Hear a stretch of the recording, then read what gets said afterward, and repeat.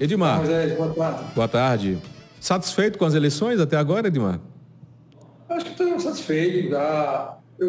Moisés, eu queria só colocar já uma pitada sobre ciência e tecnologia, um tema que foi tocado de ontem para hoje, que é as pesquisas eleitorais. Sim. Né?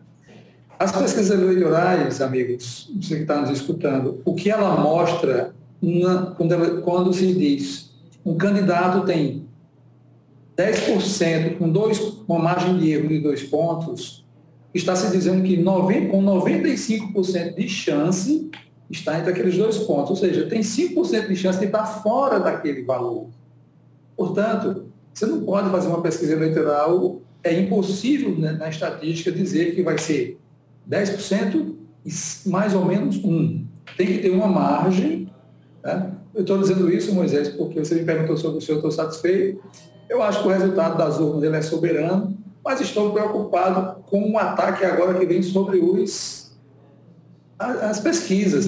Aquilo é estatística, né? Aquilo é matemática. Certo? Talvez as pessoas precisem entender um pouco melhor, isso pode ser um assunto para a gente conversar semana que vem, né, para eu explicar um pouco melhor essa estatística. Mas, respondendo a sua pergunta, acho que as urnas são soberanas.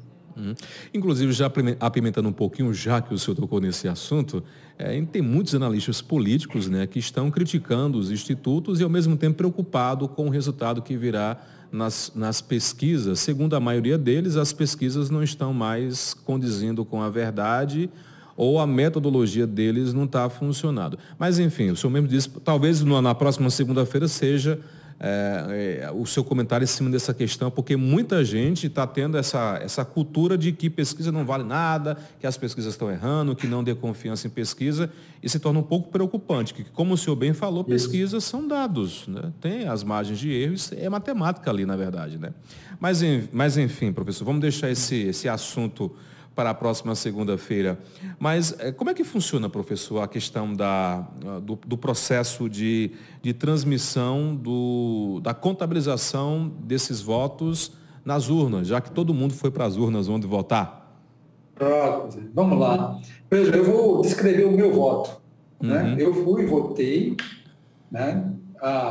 Primeiro eu fiz o reconhecimento biométrico, portanto, somente eu, né, pude acessar aquele voto, já a primeira camada de segurança. Depois eu registrei o meu voto e esse voto ficou registrado na máquina. Ao fim do dia, o presidente da sessão vai capturar aqueles votos numa mídia e vai levar essa mídia para um centro de coleta. Nesse centro de coleta, por exemplo, em Cajazeiras, né, tem um centro de coleta do tribunal.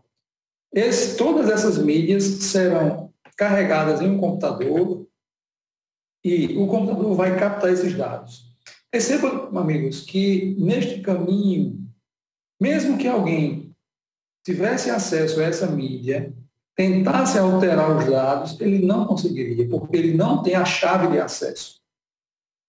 Mesmo se digamos, né, numa fatalidade, alguém, ou numa maldicência, alguém trocasse a mídia, essa mídia não seria lida. Né? Os dados não seriam lidos ou seria detectada a fraude. Esses dados chegando lá no centro de Cajazeiras, eles são todos computados, são todos juntos e transmitidos para o Tribunal Superior Eleitoral. Não há qualquer contabilização local, né, a essa transmissão. Ao chegar no ponto central, é que vai acontecer a abertura dos dados.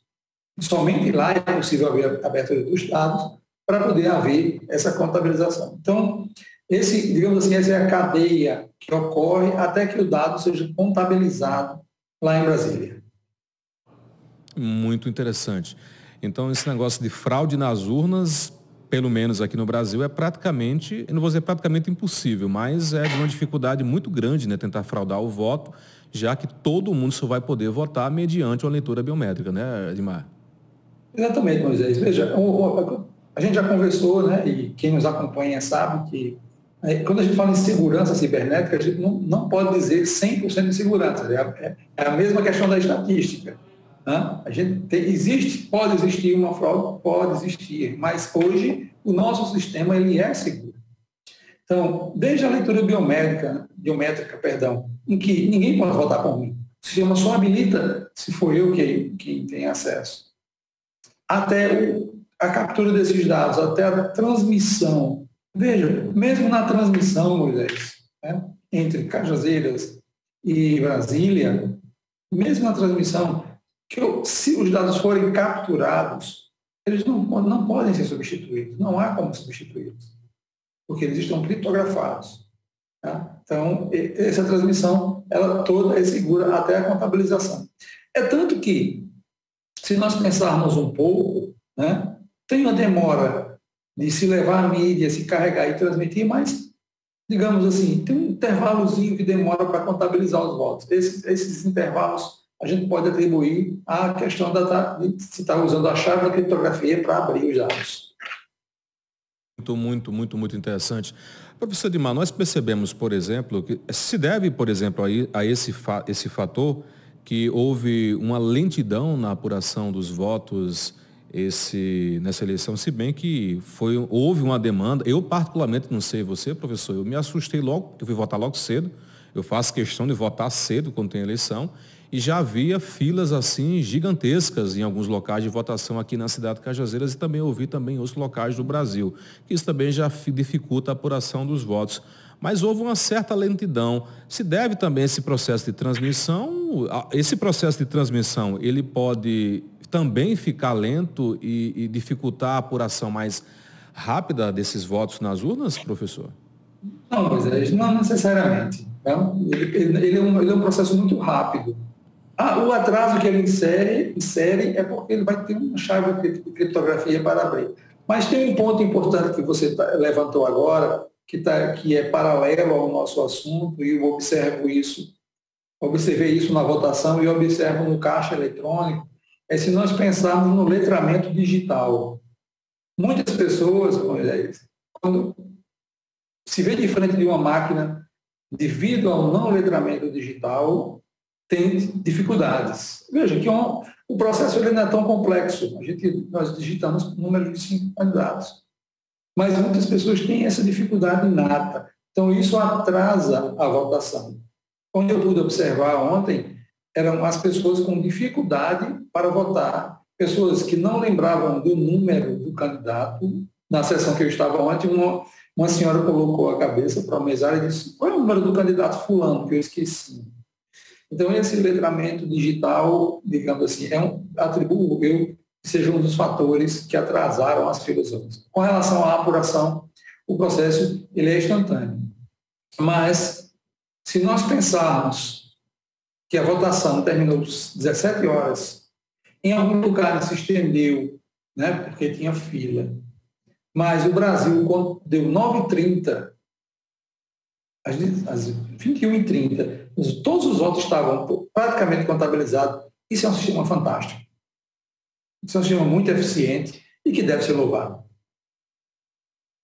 Uma pergunta, professor, da Maria Clara, ela disse que essa transmissão dos votos das urnas, ele é feito diretamente para o TSE e para o TRE também, ou só para o TSE? É feito para os dois. Para os dois, simultaneamente, praticamente? Simultaneamente, por um canal seguro. Né? O meio de comunicação ele é seguro, é feito para os dois. Porque você pode ter alguma dificuldade e ter uma repetição de transmissão. Interessante. Professor Edmar, mais algum ponto sobre esse assunto?